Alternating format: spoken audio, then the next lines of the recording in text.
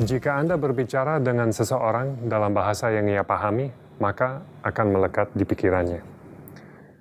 Jika Anda berbicara dengannya dalam bahasanya sendiri, maksud Anda akan melekat di hatinya.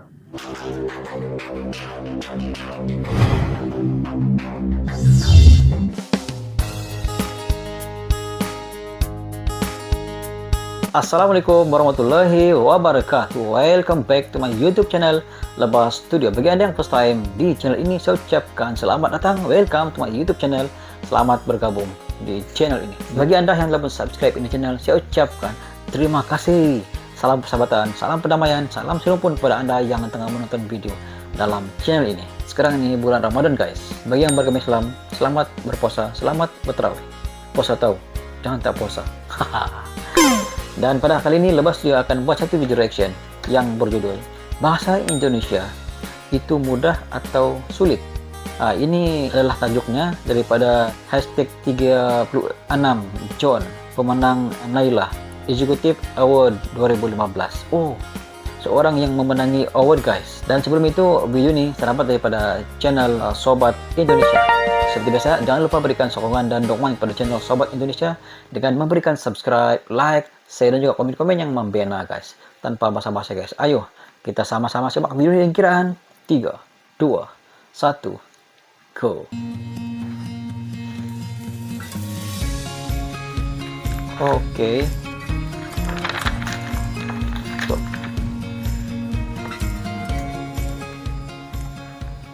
Oh, ini adalah Jika Anda berbicara dengan seseorang dalam bahasa yang ia pahami, maka akan melekat di pikirannya.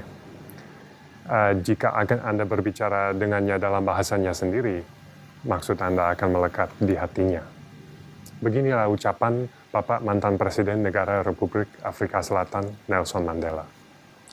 Hari ini saya ingin berbicara mengenai ucapan ini dan implikasinya kepada kita-kita dari Australia yang ingin berbicara dengan orang Indonesia Australia dalam bahasanya sendiri, bukan hanya dalam bahasa yang mereka pahami. Cukup sering didengar bahwa bahasa Indonesia itu adalah sebuah bahasa yang mudah. Memang, bahasa Indonesia cukup mudah diucap. Hampir setiap huruf hanya mempunyai satu suara. Jika Anda melihat sebuah kata, walau katanya kadang-kadang panjang, selama pelan-pelan dibaca, kemungkinan besar Anda akan tahu bagaimana mengucapkannya. Mengucapkannya panjang kan bisa bikin pusing, tapi kalau dibaca pelan-pelan jelas. Beda dengan bahasa Inggris, contohnya dengan kata though. Jika kita menambah R, though dengan suara O menjadi through. Padahal huruf hidup nggak berubah, O bisa menjadi U. Terus kalau diambil hanya, though bisa menjadi tough. Kok GH bisa menjadi F? Ribet juga ya. Tata bahasa Indonesia juga relatif mudah. Kalau ada sebuah kalimat, misalnya saya berjalan ke pasar. Kalau gantikan kata saya dengan kata Anda, dia, atau mereka, kata-kata yang lain tidak berubah. Beda dengan bahasa Inggris. I am going to the market, she is, they are. Pusing kan? Dengan menerjemahkan ke sebuah kalimat dari misalnya bahasa Prancis ke dalam bahasa Indonesia, kadang-kadang informasi yang berada di dalam kalimat bahasa Prancis itu bisa hilang. Misalnya, apakah kalimatnya dalam kala kini atau kala lampau, atau jenis kelamin kata-katanya. Mungkin sebuah contoh adalah la table, yaitu meja dalam bahasa Prancis. Itu harus diawali dengan kata la, bukan le, karena table itu adalah sebuah kata yang memiliki jenis kelamin perempuan dalam bahasa Prancis. Kenapa ya? Mungkin sebaiknya Anda bertanya kepada seorang Perancis, tapi pokoknya harus dihafal. Prancis, satu hal lagi yang bikin bahasa Indonesia relatif mudah untuk kita yang bisa berbahasa Inggris adalah cukup banyak kosakata yang diambil langsung dari bahasa kita. Dengan demikian, jika Anda tidak tahu sebuah kata dalam bahasa Indonesia, coba saja mengindonesiakan sebuah kata bahasa Inggris, siapa tahu orang mengerti. Konstruksi, informasi, terminal, integrasi, kamera, dan seterusnya. Jadi dengan mempertimbangkan semua ini, apakah ini berarti bahasa Indonesia itu sebuah bahasa yang mudah? Ataukah yang terkadang didengar sebuah bahasa yang sederhana? Nah, sebelum saya menjawab pertanyaan tersebut, mari kita lihat sedikit tentang sejarahnya bahasa Indonesia. konsep bahasa Indonesia itu sebenarnya masih relatif mudah. Iya. Kalau Konsep bahasa Melayu bahasa sudah Indonesia digunakan itu dalam Nusantara sebagai sangat bahasa mudah. perdagangan selama ratusan tahun, konsep bahasa Indonesia baru diberi nama dengan Kongres Pemuda kedua pada tahun 1928 yang menyatukan semangat warga Hindia Belanda untuk mewujudkan cita-citanya untuk mendirikan negara Indonesia dengan bahasa persatuan, yaitu bahasa Indonesia. Bahasa Indonesia dibangun sebagai konsep di atas fondasi ratusan bahasa yang lain yang sampai sekarang masih berdampak kepada gaya bicara para pembicara bahasa Indonesia. Dalam omongan seorang penutur asli bahasa Indonesia bersama temannya, dalam 15 menit dia bisa menggunakan kata-kata dari bahasa Indonesia, bahasa Inggris, Sunda, Jawa, Betawi, Hokkien, Melayu, Minang, dan seterusnya. Dan yang saya bermaksud bukan kata serapan seperti restaurant dalam bahasa Inggris yang dari bahasa Prancis atau kulkas dalam bahasa Indonesia yang ratusan tahun lalu masuk dari bahasa Belanda. Ini benar-benar bahasa yang berbeda dan memiliki kosakata dari belasan bahasa itu belum cukup untuk para pembicara bahasa Indonesia. Kata-kata dari bahasa-bahasa itu juga bisa diubah untuk mengubah makna dari omongan si pembicara. Sebagai contoh, teman saya pernah menerima SMS dari seseorang yang dia tidak kenal. Saya sorotkan dulu ya. Ciangk wis pelg lum. Beginilah SMS salah sambung teman saya ini. Nah, apakah benar-benar salah sambung, saya nggak tahu. Tapi saya rasa mungkin dari 1.000 orang Indonesia, mungkin di atas 990 yang dapat mengerti maksudnya SMS ini. Kalau para murid bahasa Indonesia, ya mungkin sebaliknya. Bagi Anda yang belum mengerti, saya terjemahkan dulu ya. Kalau ciangk itu kata sayang, dibikin imut atau jijik, tergantung pandangan pembaca, namanya bahasa alay itu. Wis itu dari bahasa Jawa. Tanya orang Indonesia, dia pasti bilang itu bukan bahasa Indonesia, itu bahasa Jawa. Tapi semua orang Indonesia itu ngerti. Dan di bahasa Jawa yang agak kasar, ngoko namanya. Artinya sudah. Pelg itu singkatan dari pulang, dan lum itu singkatan dari belum. Jadi seutuhnya menjadi sayang sudah pulang belum. Nah, saya rasa hampir setiap murid bahasa Indonesia bisa mengerti kalimat ini. Nah, mengapa si pengarang SMS mesra ini mengambil sesuatu yang mudah dan bikinnya susah bagi kita-kita yang ingin belajar bahasa Indonesia? Nah, untuk kenapanya mungkin harus tanyakan kepada orangnya. Betul. Tapi yang jelas, dia tidak sendiri dalam kebiasaannya mengirim SMS seperti ini. Menggunakan kosakata dari bahasa lain dan menggunakan ejaan yang aneh-aneh merupakan sebuah praktek umum untuk orang Indonesia. Oke.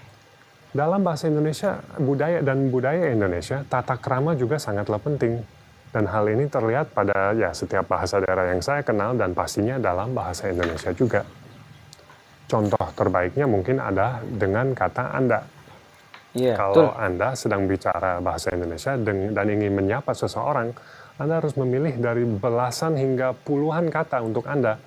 Anda, kamu, sayang seperti Bang SMS tadi, Bapak, Ibu, Mas, Mbak, Lo, Ente, Panjenengan, Abang, Akang, Nona, Neng, Koko, Cici, You. Tapi di Indonesia kan, ini buku You, semua dia paham, guys. Buku You kan, bukan buku I.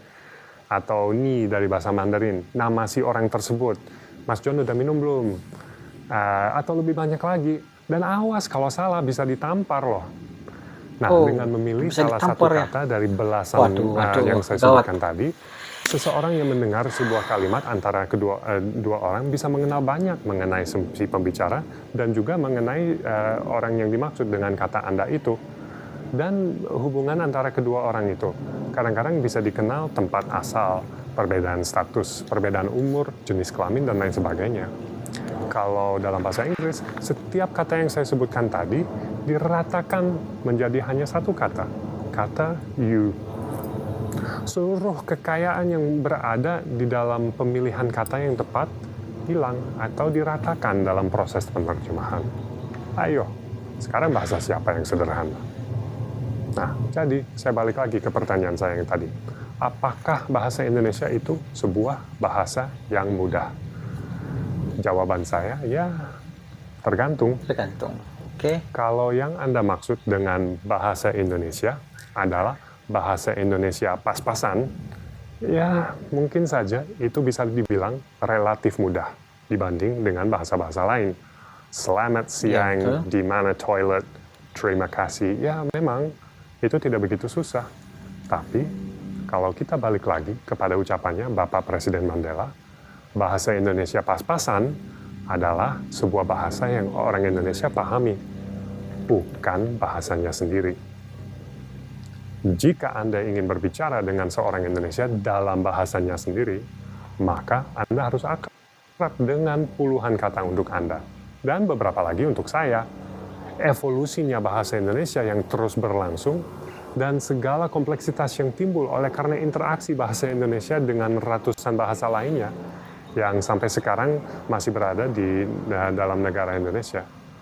Nah, saya tidak tahu apakah mencapai kelancaran seperti seorang penutur asli dalam bahasa Indonesia itu lebih susah atau lebih mudah dibandingkan dengan bahasa lain, misalnya bahasa Inggris, bahasa Prancis, bahasa Rusia, bahasa Cina. Tapi saya merasa bahwa seorang yang mengatakan bahasa Indonesia itu mudah, sebenarnya menunjukkan ketidaktahuan mereka. Nah, orang macam itu nggak usah ditangkapin lah. Nah, maksud saya dengan menjelaskan susahnya bahasa Indonesia, tidak untuk mematahkan semangat para murid bahasa Indonesia untuk meneruskan pelajarannya. Nah, jangan-jangan ada di antara para penonton yang ingin menyerah. Ya, jangan deh. Nah, untuk menghindari kemungkinan tersebut, saya ingin memberikan satu usulan kepada teman-teman yang seperti saya masih belajar agar bisa mengajak orang Indonesia berbicara dalam bahasanya sendiri dan melekat di hatinya. Ya, jika Anda mematuhi usulan saya ini, pasti membantulah. Usulan saya adalah sebagai berikut. Jika Anda ingin berbicara bahasa Indonesia seperti seorang Indonesia, Anda harus menirunya dalam satu cara khusus. Coba kita pikirkan dulu. Kenapa bahasa Indonesia mempertahankan puluhan kata untuk Anda? Dan kenapa mereka menghafalkan 10 kata dalam bermacam-macam bahasa yang semuanya bisa digantikan dengan satu kata? Dan kenapa di antara dua orang di pasar yang tidak mempunyai darah Cina setetes pun tiba-tiba bisa menggunakan bahasa Hokkien? Masa lu mintanya copek, kok copeknya udah mahal? Aneh kan? Kenapa yang gampang dibikin susah? Apalagi buat kita-kita yang ingin mempelajarinya. Kalau pertanyaan ini disampaikan kepada orang Indonesia, jawabannya mungkin ya suka-suka gua. Emang kenapa? Ya, orang Jakarta kali ya. Tapi ya memang orang Indonesia suka dan senang dengan bahasa. Bisa dibilang permainan kata-kata adalah sebuah hobi yang sangatlah umum di Indonesia. Kalau Anda duduk bersama seorang Indonesia, nongkrong, ngobrol, ya pasti dalam beberapa saat akan keluar cerita-cerita lucu mengenai bahasa. Setiap orang Indonesia pasti mempunyai beberapa. Misalnya, ada temannya istri saya, kasihan deh, si perempuan ini pas lahir orang tuanya ingin berikan nama sesuai dengan manis mukanya si mungil. Manis banget. Aduh, sayangnya orang tuanya dia tuh orang Sunda. Nah, kalau orang Indonesia udah ketawa di sini, kenapa ya? Namanya menjadi Amis. Bagi yang belum tahu, dalam bahasa Sunda, Amis artinya manis. Cocok kan? Tapi dalam bahasa Indonesia, Amis artinya bau ikan. Oh. Nah, atau coba sekali-sekali ajak seorang Indonesia berbicara tentang bahasa Melayu. Setiap orang Indonesia pasti hafal belasan hingga puluhan kata yang bisa bikin orang Indonesia geli. Pusing, peti sejuk, kacau, rumah sakit korban lelaki, gebuk gila, dan seterusnya. Coba deh sekali-sekali nanya seorang Indonesia, pasti diajarin. Karena mepet waktu, saya hanya kasih satu usulan. Pokoknya, kalau jalan-jalan ke Malaysia, jangan pernah pesen sop buntut. Gawat. Nah, tadi saya katakan Anda harus meniru orang Indonesia. Maksud saya, seperti mereka, Anda harus senang dengan bahasa, seperti seorang Indonesia. Anda harus cintai bahasa Indonesia dengan segala kompleksitasnya. Dan kompleksitasnya itu harus dicintai. Dan sebenarnya inilah yang membedakan bahasa Indonesia yang melekat di pikiran seseorang dan bahasanya sendiri yang melekat di hatinya. Iya, bukanlah kata bahasa Hokkien atau bahasa Jawa, tetapi cintanya terhadap bahasa secara keseluruhan. Jadi, bagi Anda yang sedang belajar bahasa Indonesia, jangan menyerah jika Anda belum bisa berimprovisasi, memadui atau membumbui kata-katamu seperti orang Indonesia. jika Anda mencintai dan menghargai kompleksitas bahasa Indonesia. Kalau bahasa Indonesia pas-pasan pun, maksud Anda akan melekat pada hati si pendengar. Iya, betul. Demikian yang dapat saya sampaikan hari ini. Atas perhatian, saya ucapkan terima kasih. Cakap mohon. Demikianlah video daripada channel Sobat Indonesia, guys. Secara keseluruhan video ini jelas memberi kita gambaran tentang betapa mudahnya berbicara bahasa Indonesia itu hanya dengan cara meniru orang Indonesia bercakap seperti orang Indonesia. Itu adalah cara belajar yang paling mudah. Paling mudah adalah meniru orang Indonesia bercakap dalam bahasa Indonesia dan ikut seperti mana logatnya. Itu konsep belajar yang paling mudah dan tidak perlu belajar secara formal. Dalam video ini dia lebih menginspirasikan kata-kata daripada Nelson Mandela yang mengatakan bahwa bercakaplah perkara yang mudah dipahami supaya orang lebih mudah untuk memahami apa yang ingin kita sampaikan, dan berucaplah dalam bahasa yang mudah diucap dan mudah dipahami. Itu antara perkaranya. Sebab kalau kita berbicara dengan kosakata yang sulit ataupun kosakata yang mendalam maksudnya dan tidak dapat diselami oleh orang yang mendengarnya, maka kita gagal untuk memberi paham kepada orang yang mendengarnya. Cara kita berbicara, cara kita bercakap, cara kita melontarkan kenyataan itu menggambarkan tentang umur, status, dan juga jenis kelamin. Orang yang mendengar cara kita berbicara itu, dia boleh melihat kita ini orangnya yang bagaimana, pasti kita ini statusnya bagaimana, hanya dengan kata-kata pengucapan. Apabila kita melontarkan sama ada berbentuk penerangan, penjelasan, ataupun persoalan. Dan ini adalah satu situasi percaya yang sangat menarik, yang mana orang Australia menguasai bahasa Indonesia seperti seorang profesor, guys. Dan tidak heranlah bahwa John ini merupakan seorang pelajar yang belajar bahasa Indonesia dan memenangi award, guys, pada tahun 2015, dan dia menguasai dalam beberapa jenis bahasa.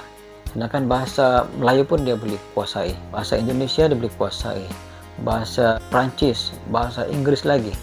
Dan ini menunjukkan bahwa dalam video ini John yang berasal dari Australia menguasai bahasa Indonesia dengan begitu baik sekali, dengan tutur katanya yang sangat teratur, sangat rapi, penjelasannya yang sangat mudah dipahami, dan yang paling utama, message yang dia coba sampaikan itu terus melekat dalam kepala, guys. Itu antara kelebihan John ini yang berbicara sepenuhnya dalam bahasa Indonesia dengan nada intonasi yang sangat memukau, penjelasan serta penerangannya yang senang dipahami.